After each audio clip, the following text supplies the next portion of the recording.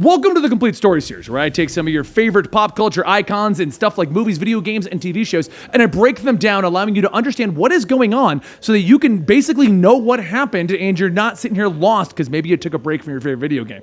Spider-Man is a massively long video game, and as of this video launching, the DLC is hitting, so maybe you didn't finish it. So today, we're going to go over the bullet points of the important bits of the Spider-Man video game, which I will say is probably my favorite portrayal of Peter Parker to date, that version of the character. So today we're going to be covering the plot to the Spider-Man video game, and I hope you guys enjoy. New York City, 23-year-old Peter Parker is awakened by a police alert app on his phone. The NYPD are finally moving in on Wilson Fisk, the kingpin of crime. Realizing that he might be needed, he pulls on his spider suit and he leaps out the window. Not without his toast, though. Breakfast is the most important meal of the day. Fisk Tower is heavily fortified, and Kingpin's men are not pulling any punches. Spider-Man arrives while the police are pinned down by small arms fire and rockets. After a quick chat with Captain Yuri Watanabe, Spider-Man swings into action, taking out Fisk's men, allowing the police to push forward. As Spider-Man fights his way up the tower towards the Kingpin's office, he saves a few innocents, and he stops a few bombs, and he lends a hand with the police assault, finally arriving at the big man himself. Fisk doesn't seem overly concerned, and he continues to work leisurely at his desk until he finally acknowledges Spider-Man. Finally, the two begin their epic battle, with Spider-Man's speed barely keeping him ahead of Wilson Fisk's sheer size and strength. After his defeat, the police handcuff and lead Wilson away, but he warns Spidey that he kept order in the city, and without him, there's going to be chaos. Sure, you're the bad guy. Let's let you run free. Anyway, now that Fisk is behind bars, Peter has to do his actual job. Superheroing doesn't pay the bills, you know. Already late, he quickly zips across the city, heading to Octavius Labs, where he and Dr. Otto Octavius have been working on a prototype for prosthetic limbs. Today is the day that they demonstrate for their government financial backers, who are less than impressed when the prototype failed. Peter tries to cheer up Otto, knowing that they'll get the tech working, and it seems that Kingpin may have been telling the truth, as a new gang has been seizing Fisk's illegal operations by force across the city. But there's no time for that now, and Peter heads over to the Feast Center, where Aunt May works, and we are now introduced to Martin Lee, May's boss and possibly the nicest person in New York City, for now. Unknown to Peter, his ex-girlfriend, Daily Bugle reporter Mary Jane Watson, had a tip that some of Fisk's illegal contraband has been moving through an auction house, and she decided to investigate. Slipping past the curator, she manages to find a file that's been hidden in the base of a statue. Where else would you keep your hidden files?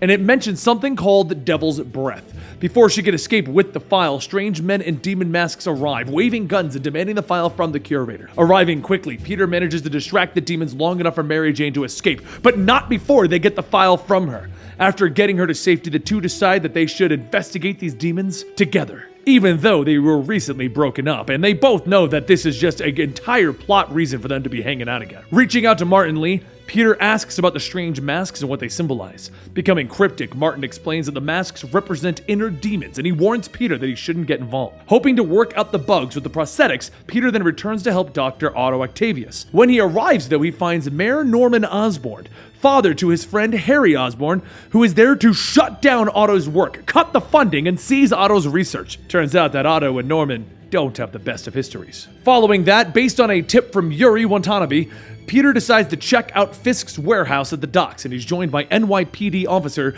Jefferson Davis, a good cop who is there to help Spidey search, even bringing a warrant. The two quickly search through the warehouse, finding a hidden vault underneath the floor that houses a small army's worth of weapons. Unfortunately, the vault is in the process of being cleaned out by the demons, who get away in a truck. Swinging through the city, Spidey catches up to them just as the truck hits a gasoline tanker, sending it careening into a subway. Using his considerable strength, he begins to pull the tanker back up, saving the driver and everyone in the subway. The demons use this distraction to their advantage, intending to run over the wall crawler and squish him like, well, a bug. But Officer Davis comes to the rescue, crashing his squad car into the demon truck, saving Spider-Man's life and becoming a hero. Days after these events, an exhausted Peter returns home to find that he's been evicted. Before he can figure out where he's going to sleep for the night, he receives a phone call from an old flame, Felicia Hardy, the Black Cat. She's back in town and up to her old tricks.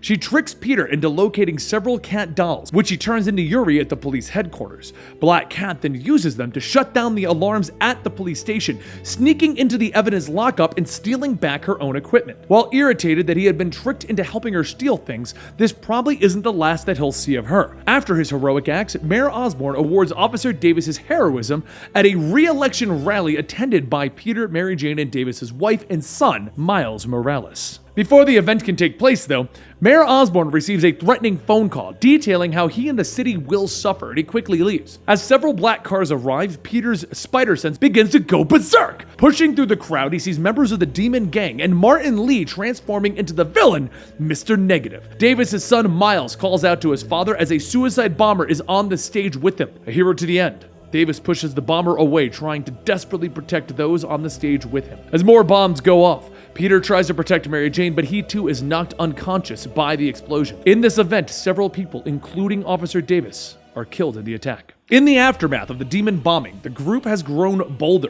and are in an open war throughout the city. In an effort to protect the city and mostly himself, Mayor Osborn has hired the Sable PMC Group, private military corporation. Upon their first meeting, Silver Sable is less than happy to see Spider-Man, but before anyone is hurt, Yuri steps in to help him, staying Sable's trigger finger. While she's not happy about it, she lets Spider-Man off with a warning. It's now martial law in the city, and with the constant threat of demon attacks and the Sable mercs arresting anyone for anything, Peter has no new leads, so he decides to investigate Lee's offices at the Feast Center. While doing a little snooping, he discovers that Martin has a secret room within his office, and it's here that he finds evidence that apparently Martin didn't like Norman Osborn so much, and was planning this attack for some time. Working together, Peter and Mary Jane discover that the Devil's Breath is actually a virus that was created by OrcCorp when they tried to create a cure for genetic diseases, and Martin Lee is planning on using it on the city. Later on, Miles is on his way to Feast, where he decided to volunteer as a way to cope with his father's death. With the city in turmoil, it's not strange that he runs into a few thugs in an alley. While he tries, he doesn't put up much of a fight. Luckily, Spider-Man comes along, and after a few words of wisdom, Miles is on his way. Through his eyes, we see that the city has been under martial law due to the Sable mercenaries, and one questions if it's truly safer with them here. After Martin manages to steal the Devil's Breath from Sable, Peter must face against him at Grand Central Station, defeating him and disarming the bomb that he has set to spread the virus throughout the city. With Martin in custody, the city should be safer. After getting word from Dr. Octavius, who seems to be in good spirits, Peter heads over to the lab and finds new equipment and an Otto who seems to have renewed his plans for his prosthetics. He's developed a neural interface which can manipulate the prosthetics better than anything they've developed before. Peter isn't convinced though, and thinks the interface will cause too much strain on the human brain, and it seems to have a strange effect on Otto's attitude. Luckily, Peter convinces Otto to hold off until they work up the kinks. Peter doesn't get any time to relax, however, though, learning that the Devil's Breath has been stolen again. Before he can deal with it, though, a prison break takes place at Rikers Island. Swinging over, Spidey discovers that Dr. Octavius is behind the escape, calling himself Dr. Octopus now. Using his new mechanical arms, he releases all of the prisoners and Spider-Man's greatest foes. Well, 6 of them anyway. As this Sinister Six team up, Peter can't take them all at once and he's knocked unconscious, allowing them to escape. After Spider-Man's defeat, Dr. Octopus releases the Devil's Breath in Times Square. Everything's gone to crap and the city is now under attack by the Demons Gang, roaming bands of escaped convicts, Sable mercenaries with itchy trigger fingers, and an infection spreading like wildfire. Spider-Man tries desperately to protect those who need it, while trying to locate Otto and his new best friends. After fighting and defeating team-ups of Vulture Electro and Rhino Scorpion, Mary Jane and Peter then try to find the cure for Devil's Breath, to discover that Martin Lee was actually an early test subject for the Devil's Breath. The reaction to the serum and his powers caused a burst of energy which killed his own parents. This is what caused his obsession with revenge against Osborn. After learning the location of the antivirus, Spider-Man faces against Mr. Negative before he can destroy it, and after defeating him, Dr. Octopus arrives and beats Spidey unconscious, taking the cure and Osborn away. Wounded, Peter is brought to the Feast Center by Mary Jane, where he receives medical treatment. Regaining consciousness, he learns that Aunt May has been infected, and she doesn't have long to live. Spider-Man has no choice, and returning to Octavius' labs, he builds himself a new suit of spider armor, and he sets out to confront Dr. Octopus. After a brutal battle on top of OrcCorp Tower, Peter recovers the antidote, and in defeat, Dr. Octavius reveals that he knew Peter's secret the entire time, and he pleads for Peter to help him. Peter turns his back on his former mentor, and he returns to Feast. The amount of the cure is too little, though, and it will take several days to make more using the original as the basis. Peter is torn as he stands over a dying Aunt May, finally deciding that he can't sacrifice the city for her. And it's then that she tells him that she always knew about his secret. She was proud of what he had done with his life, and with tears in his eyes, he sits with her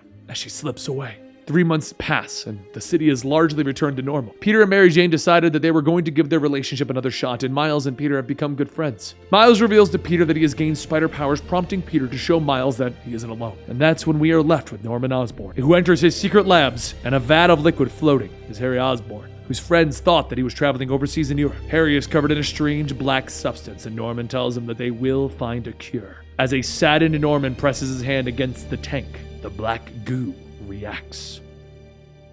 And there you have it, the Spider-Man video game recapped right here at Comicstorian as a part of our pop culture movement to cover more TV shows, movies, and video games. And on top of our comics, don't worry, they're not going away. Don't forget to come on over to our twitch.tv/ElitableMonster channel, where as of the video going live right now, I am live right now playing the Black Cat DLC if it downloaded properly. I can't promise that it did, because I'm filming this almost a week in advance, but if it downloaded right, it should be live at the same time that I'm doing this video. Won't that be epic? Come on over and join me for that time. And we're going to be doing some giveaways in the Spider-Man game if you missed out on it. But like I said, it's one of my favorite portrayals of Peter Parker. So I want to know in the comments down below what you think about this version of Spider-Man, the advanced Spider-Man costume, the advanced Peter Parker universe, this whole thing. Let me know what you think in the comments, and I'll see you next time right here.